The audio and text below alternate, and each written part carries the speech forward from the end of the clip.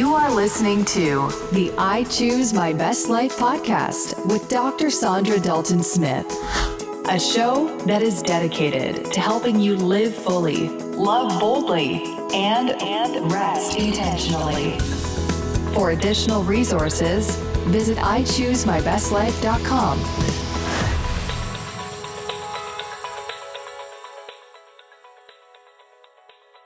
Welcome. This is Dr. Saundra, and you're listening to I Choose My Best Life.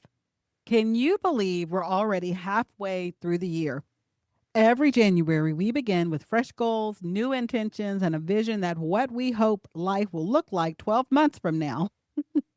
We make our plans, we create goals, we choose words for the year, we fill our journals with dreams and expectations. Then real life happens. The deadlines appear, responsibilities increase, all the unexpected opportunities arrive, as well as those unexpected disappointments too. And before you know it, we've been so busy living that we haven't stopped long enough to ask an important question.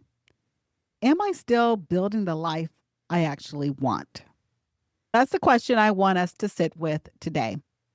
Not because something is wrong, not because you failed, but because drifting isn't normal. It's a normal part of the experience. Most of us don't intentionally choose a life that leaves us exhausted, disconnected, and wondering where the year went. We simply get busy.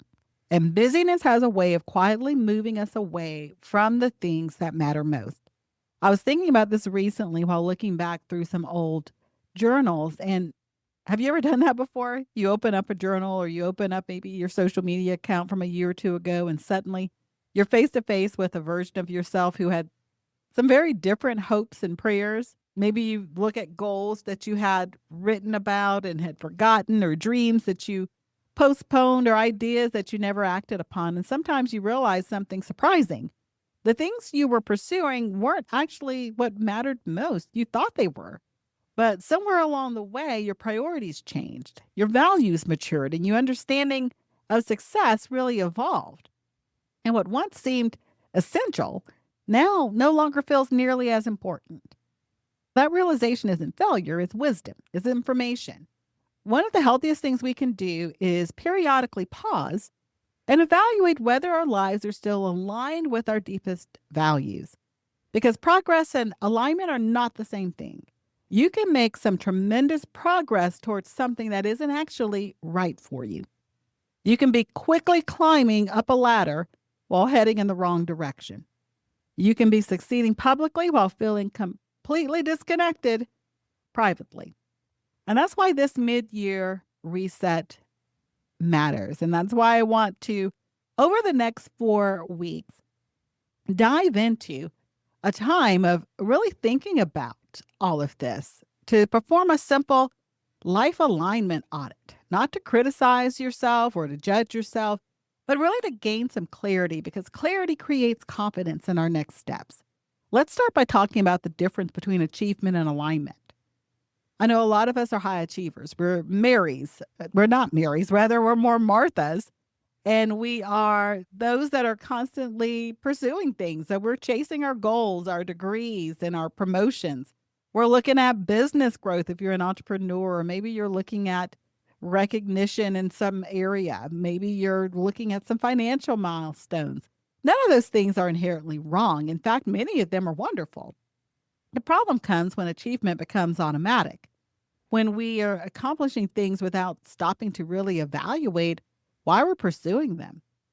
Alignment asks those kind of questions. Does this reflect who I'm becoming?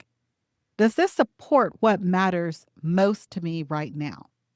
Does this move me toward the life God wants me to live? These kind of questions require honesty, and honesty often reveals areas where we're drifted. Maybe you've drifted in your health, or maybe it's in a meaningful relationship. Some of you may have drifted from your faith. Some maybe have even drifted from a place of rest. If you've become so focused on productivity that you've lost touch with peace, that's a life out of alignment. Now, the good news is that drift doesn't have to become destiny. That awareness can become the beginning of an opportunity to make those needed adjustments and to get back on track with what you're needing. Before we continue, I want to share something I'm incredibly excited about. This week, we officially began the Rest Recovery Blueprint. And this program was created for people who are tired of functioning depleted, people who know they need more than a vacation, people who want to understand why they're exhausted and how to build restorative rhythms that actually support their lives.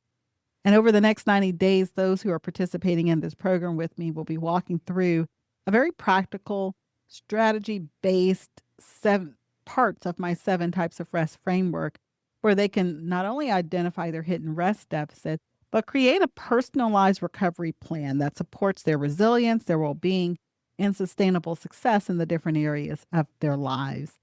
If you've been listening to today's conversation and realizing that exhaustion has become part of your normal, this may be exactly the right season for you to jump in and join me for the Rest Recovery Blueprint. I'll provide a link in the show notes where you can learn more about it and join us if you're interested. Now, let's get back to our current conversation. One of my favorite questions I ask myself during a reset season is this: what has energized me this year? Notice I didn't ask what has made me productive. I didn't ask what has led me to the most fruit or been the most financially rewarding.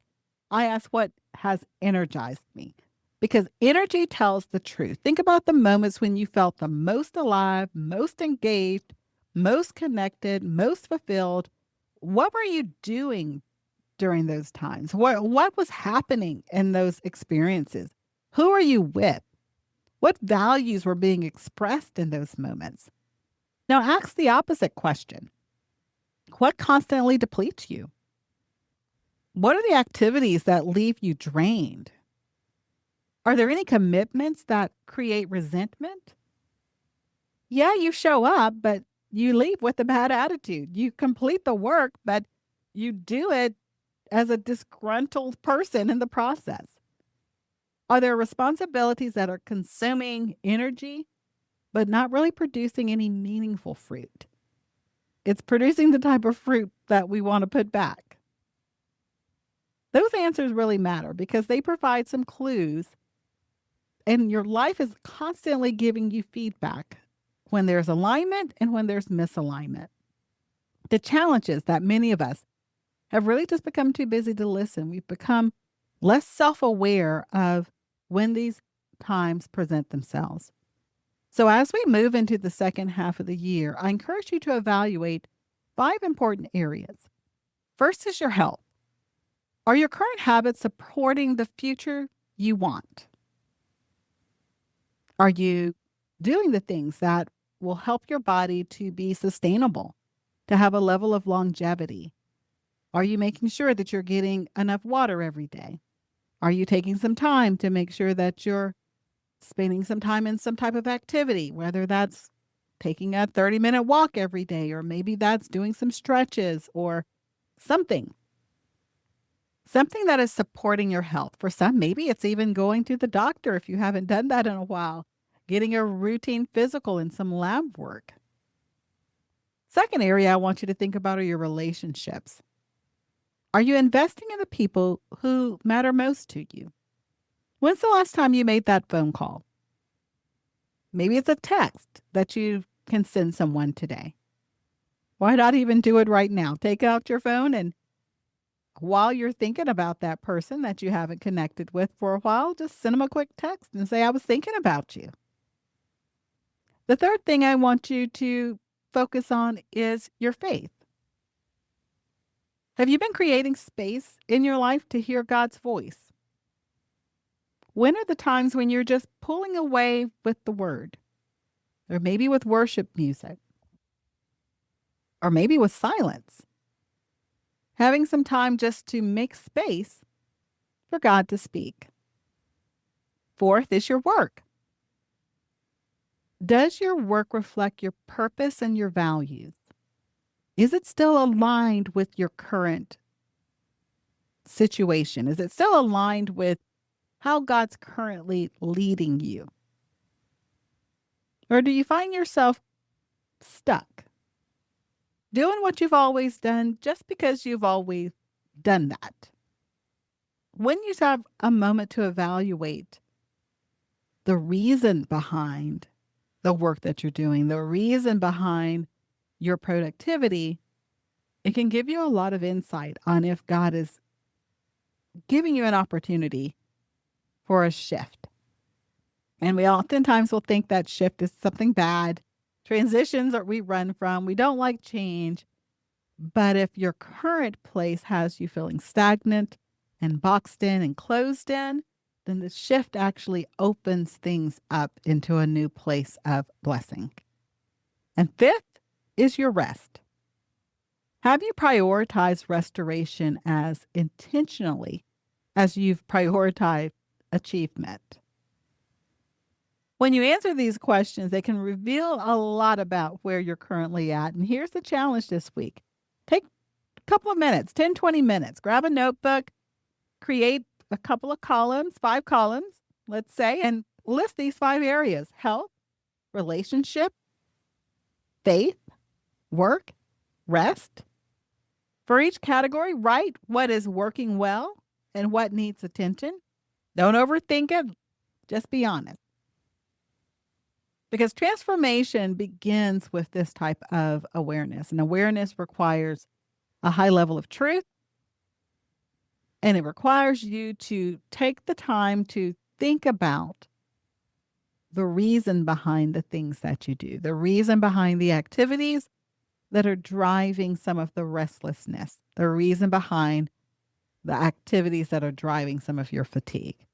And so as we go into June, these next 4 weeks, we're going to spend some time walking through a mid-year reset to help you be able to challenge some of the parts of your life that are no longer in alignment so that the rest of 2026 can end full of energy and full of possibility. So as we close today's episode, I want to leave you with this thought. The middle of the year is not a verdict. It's just a checkpoint.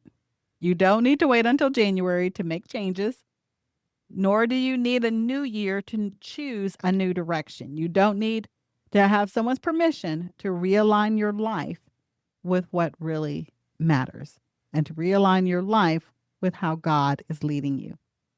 Sometimes the bravest thing you can do is stop long enough to ask whether the ladder you're climbing is leaning against the wall towards Him. Thank you for spending this time with me today. And as you think about your own mid-year reset, ask yourself, what is one small adjustment I can make this week that would move me closer to the life God is inviting me into? Live fully, love boldly, and rest intentionally.